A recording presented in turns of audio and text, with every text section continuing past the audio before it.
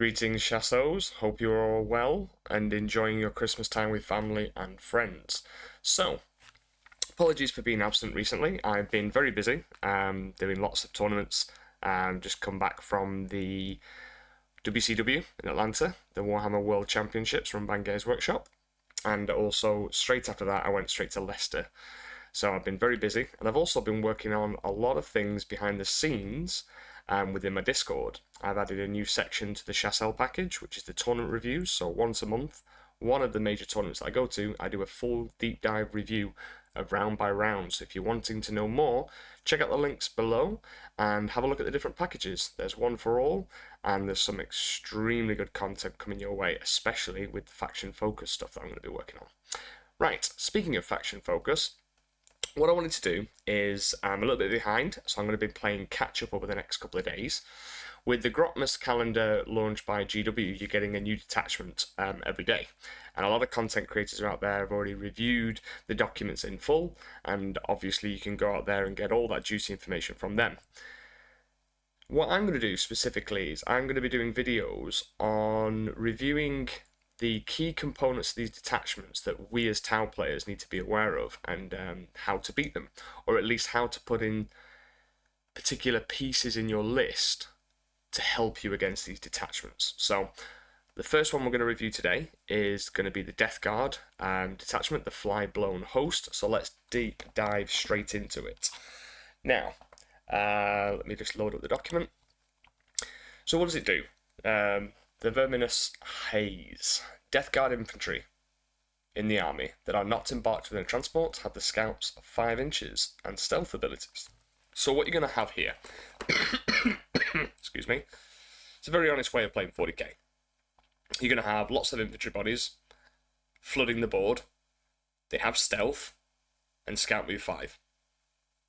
So you're going to see a big change from the Death Guard meta, which is currently a stat checking tank meta. So they'll have Mortarion, they'll have triple Predator Annihilators, maybe double, triple Plague Burst Crawlers, the Plague Drone, not the Plague Drones, what they call the, what are they called? Those Plague Mowers. I probably butchered the name, but you know which one's on about, the ones with the Flesh Mower and the one with the Flamers. So you're going to have those, plus loads of tanks and durable bodies like Mortarion, and they're just going to sit there, push up at you and go, look, can you deal with this all? Now you're going to see the opposite. You're going to see a horde-based Death Guard army, because usually the reason they've not gone mass bodies is because they're slow, and speed is king in 40k. So let's have a look at the enhancements. While the bearer's unit is within range of an objective marker, you can only be selected as target of attack. So it's basically loan up. So I can see that being definitely used. And then I can also see the insectile murmuration used. Contagion range, reroll a wound roll of 1. And then obviously at the end of the phase, the other one, the rejuvenating swarm, the bearer regains all of its wounds. So pretty good. But the 3 key stratagems I want to kind of focus on here is ones that are focused around, I suppose, manipulating extra movement. So you're going to have one which is the Vermin Cloud. So one Death Guard infantry unit that has not been selected to fight until the end of the phase. Each time a model in this unit makes a piling or consolidation move, it can move up to 6 rather than 3. Then you're going to have the what was the other one I was looking at? Eye of the Storm. So one Death Guard infantry unit, until the end of the phase, ranged weapons equipped by models in your unit, excluding blast weapons, have the pistol ability. So these 2 alone, okay, what that's going to do is they're going to scout move forward, move, charge, pile in or consolidate 6 inches. So let's say if they do the normal piling of 3, kill the target, consolidate 6, tag something else. And if you're thinking, oh, okay, well I can stay in combat, or maybe I've got an ability to shoot into combat, and you don't kill the target, then their turn, they're going to turn all their weapons into pistols, with this stratagem and shoot you in the face. Or alternatively, if enemy armies that have combat can... Us, not really, but let's say you do it with rampages or something, they can then just turn their weapons into pistols and shoot you in the face and then combat you. And then the other one is the Enervating Onslaught. So your charge phase, just after a Death Guard infantry unit from your army makes a charge move, it basically does grenades on you. So roll 1d6 for each model in your unit that is within engagement range, adding 1 to the result if that model is not a cultist or poxwalker unit. For each 5+, the enemy suffers 1 mortal wound to a maximum of 6. So it's like grenade strat in combat. So those 3 is 1, I'm going to pile in and consolidate 6 inches rather than 3. 2, even if I'm locked into combat, I can just change my weapons to pistols, excluding blast. And then the third one is going to be, well, tell you what, I'm just going to grenade you when I'm in combat. And there's other ones. Your opponent's shooting phase. This black hole. So I'm just going to focus on the infantry ones. And then they can reroll the hit roll of 1. And if they target something within half range, they can reroll the hit roll. So you're getting a lot of these like kind of clever little combos, but mainly specifically it's going to be the movement-based stuff. So what I'm going to do now is I'm just going to adjust a few things on my screen, and I'm going to give you a scenario on TTS, and I'm going to talk to you about the implications of this FlyBlown host and how it can help them, Death Guard, now play the mission very well. And 2, I'm going to show you what kind of units you can take in your Tau army to stop them from getting the benefit of the Scout Move 5.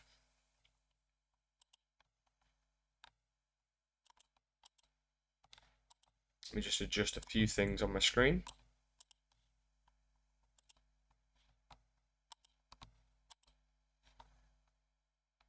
Okay, so what we have here is a mission taken out of the UKTC pack, and the UKTC on round 1 plays the deployment, which is sweeping engagement, swift action, I think, so they can advance and do actions, or fall back and still do actions for battle line units, and then the mission is terraform.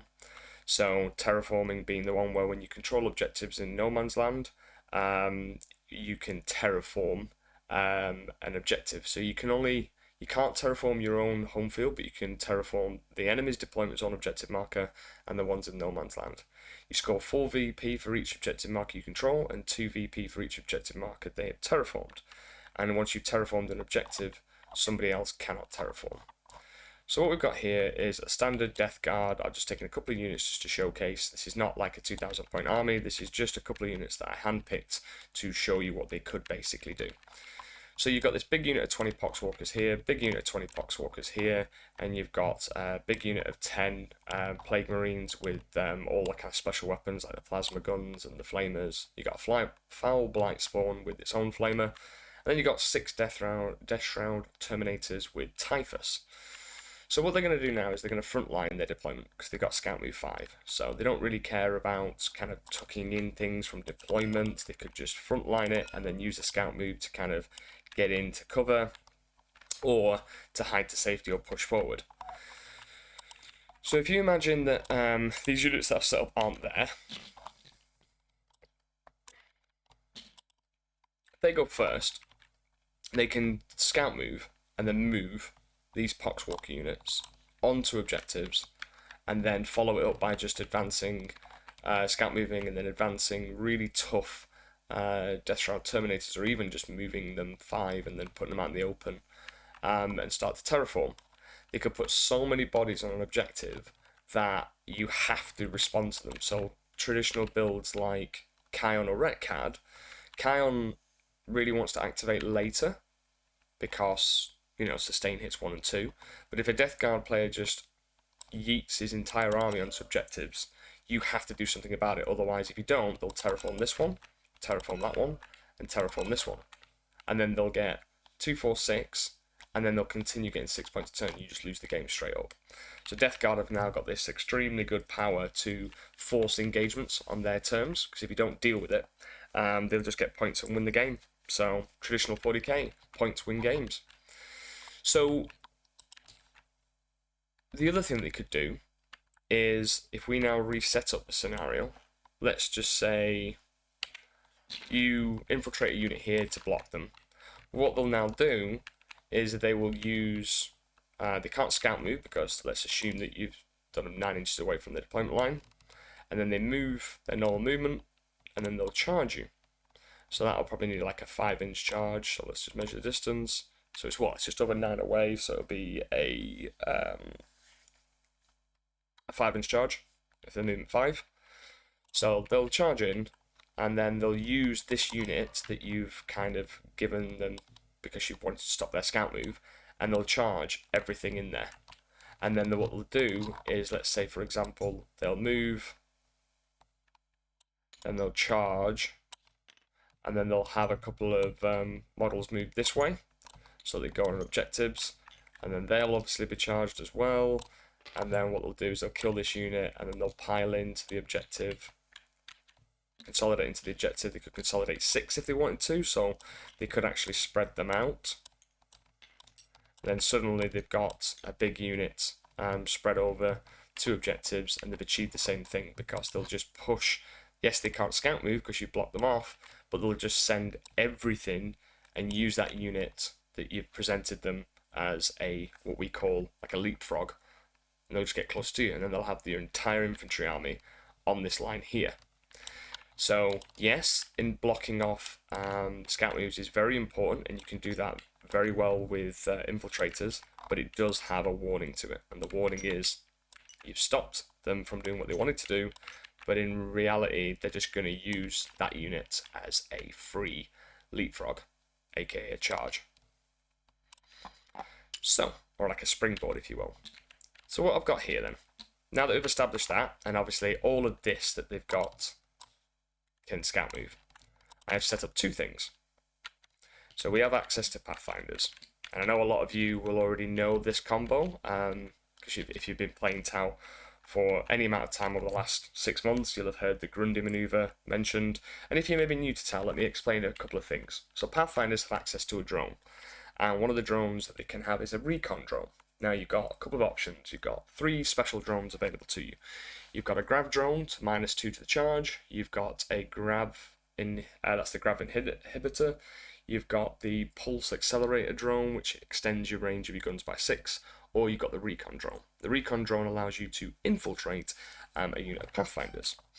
And infiltrate, you stay 9 inches away from their deployment line, and you can't be within 9 inches of any other models. Then Pathfinders have the scout ability, and it's scout move 7, so you can really utilize this in many ways. You can deploy semi-aggressively to block off enemy infiltrators, and block off scout moves, and then you can scout move back to safety, and you can do a few things. One, you can just scout move behind a wall, but they're a 10-man unit, so you really want to kind of spread out and cover as much board as possible. So what you can do here, and the Grundy maneuver, there is a video on my YouTube explaining exactly what it is, but essentially all I do is I put Darkstrider into a Devilfish, and that allows, because Darkstrider is the only one occupying the Devilfish, it gives the Devilfish the Scout Move 7 ability, because Darkstrider has Scout Move 7. So what you basically do is you set up, imagine Darkstrider's in the vehicle, and you set up the Devilfish here, and then what you do is you can Scout Move the Devilfish 7, and then this unit that is blocking all of this scouting can then Scout Move 7 backwards, and as long as you end up wholly within 3 of the transport, because a Scout Move is a normal move, you can embark. So if you didn't have this Devilfish with Darkstrider, these would basically go, okay, I'm out in the open, I've blocked off infiltration, blocked off scout, but now I'm dead in my opponent's turn. Because if they go first, they're just going to kill this unit. And what this allows you to do is still block off scout moves, still block off infiltration, and then fall back, or move back into a transport. The problem being, though, is if you go first, obviously, you have to do all your scout moves first. But if you're going first anyway, you can just stay where you are, block, and then use your normal movement phase to go into the transport anyway. So this is really perfect for when someone else is going first. So if you're going second, they have to do their scout moves first, and they can't scout move to these pathfinders because you've blocked them off. They can't scout move over here, so their scout move, they'll just kind of go over here, for example, and then that's it. So you blocked off this entire board with this particular deployment. So the Pathfinder or the Grundy maneuver allows you to kind of block off at least this half of the board. So then the second thing is I've set up a unit of Farstalkers. Now Farstalkers are an 85-point specialised recruit unit that have Infiltrate. They do not have Scout, they just have Infiltrate. But the great thing about this unit is it's 12 models strong, and their team leader is on a bigger base, which just allows you to kind of conga line a little bit better and gives you more area where you can kind of, for example, have 2 hounds like that, and you've created your tri-point. And that tri-point is where basically 2 models are within 2 inches of each other. So you create this to keep coherency, and then you can conga line them. So this unit Farstalkers could actually, from a sacrificial point of view, be deployed like all there, covering pretty much most of the board if you wanted to. What I've done is I've actually taken the Trail Shaper. The Trail Shaper is a recruit character, and he gives a reactive move to the unit. So what we've got here is we've got a Farstalker unit that is set up there, blocking off scout moves as well. And then what can happen is, if you imagine, this is the scenario, this is the perfect scenario, and this is why I've chosen these combos. So Dark Strider, Pathfinder unit, and a Devilfish, which you're going to want anyway, and then an 85-point recruit unit with a 55-point character, if I remember rightly. Let me just double check. Trail Shaper, he is 55 points. So this entire combo in a list, so you've got a Devilfish at 85, you've got a Pathfinder unit at 90, which you're going to want in your list anyway, Dark Strider at 60, an 85-point unit of Farstalkers, and then a Trail Shaper at 55. This is 375 points. It's not even 25% of your 2,000-point list. And even if you're playing smaller games, you might not need both of these, all these combos, but most of the games that played at tournament levels, or all tournament level games, are at 2,000 points. So let's get into this little combo and why I've taken the Trail Shaper. So Death Guard are going first. We've done the Grundy maneuver. They've scout moved backwards. They end up wholly within the Devilfish, and then they embark into the Devilfish. So you've got your Pathfinder team with Dark Strider in a Devilfish, and then obviously this Devilfish here is kind of safe. Imagine that obviously you've also set up a unit of recruit here, and they're lining the wall to stop any kind of charges coming in. Alright? So the Devilfish is nice and safe. Your Pathfinders have done their job and retreat to safety. Obviously this unit here just scout moved a little bit where it could, like that. Okay, cool. This unit has been blocked, so it can't scout move. And then this unit's been blocked because it can't scout move because of the Farstalkers. So in the scenario that I gave you before, obviously you've blocked their scouts, they're going to want to charge you. So if it moves 5, okay, it gets to there, and it would need a 4-inch charge. And that's what they're going to go for. So they're going to move this unit here, and maybe going to move this unit here as well. Okay, so they've got units that have moved up to try and charge you, because they're going to want to charge their entire army into you. Something like that. Okay? Well, normally, if you didn't have the Trail Shaper, they're just there. They charge all of this in, obviously kill you, and then they're onto this objective. And they can just eat move here. They go into there, and just put loads of OC onto that objective. Start terraforming. They start terraforming, and then you're also going to have these units on here. So they're terraforming these 2 objectives, and then they're controlling this one. And then you've got, in your next turn, you've got to deal with this, you've got to deal with them, and you've got to deal with this over here, which is quite a lot to deal with. And especially Kion, you're revealing all your assets early, and then you're probably opening yourself up to other things shooting you from range. Now, Trail Shaper. When they end a normal, advance, or fallback move with a 9, you get to do a reactive move. So what I'm going to do is I'm now going to use my trail ship ability and do a reactive move. 4 inches. So all I'm going to do here is move 4 inches straight back. Okay? Something like that. So now that charge is a 9-inch charge. Okay? Alright, so they're thinking, okay, well, I've got this unit, so I've gone from 4-inch charge to like a 9-inch charge, because obviously I would have them just behind here, because I don't want them getting shot. They could shoot me, but they really want that board control. They really want to get close to you just to be on this objective, so they're going to go for it. So let's just say, first one, no. The CP reroll it, no. Then the other one, yes. Okay, so they got this. But what you can do, in Kion for example, you can do -2 to charge. So you could have done the photon grenades, so then suddenly this charge does not make it. And the odds of them passing 2 9-inch charges, and you could always orchestrate it so that here, if I went 4 inches back, goes to about there, let's hit to objective, and it needs, so if we were right there, or, so we need a 10. So my placement on TTS wasn't obviously perfect, but you get what I'm trying to do. So you've stopped them from making that charge, whether you've rolled really high on the reactive move, or you've done a stratagem like -2, and then suddenly they are there, and they're out in the open. Now the good thing about this is that they're not on objectives, so they're not an immediate threat. You don't need to, if they're not on objectives, then why are you shooting them?